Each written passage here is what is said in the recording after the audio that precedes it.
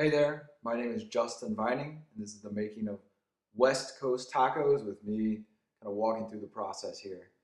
Right now, just getting started with the drawing, working from a drawing of a drawing, if that makes any sense.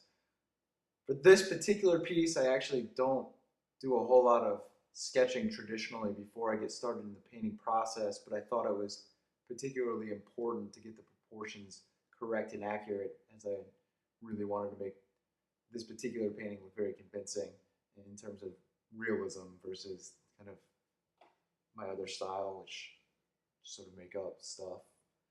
But I started the painting with the cooler colors, the blues, the purples, placing the shadows in.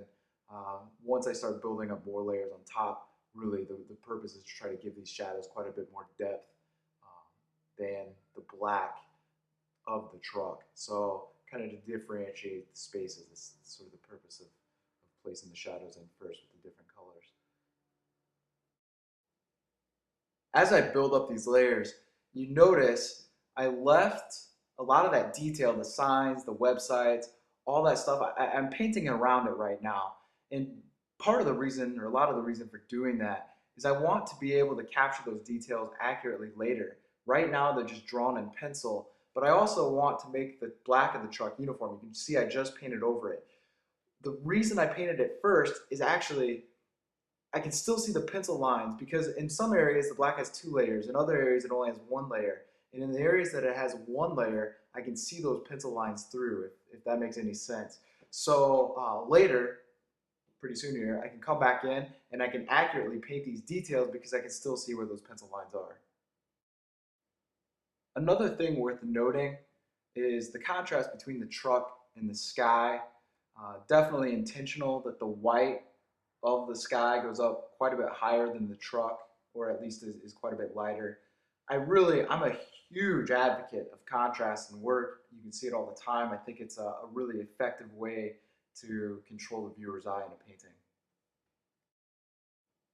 So as I'm putting in these final details, what I'm thinking about is a lot of things, but one of probably the primary things is I'm thinking about color and how to incorporate the primary and secondary colors that are lacking. I put in some bright green, but orange and yellow were lacking as well. So in the stoplights and in the guy's pants, I really exaggerate those colors to give this composition a more colorful feel, but more importantly, more balance in terms of color. So here it is, the final painting.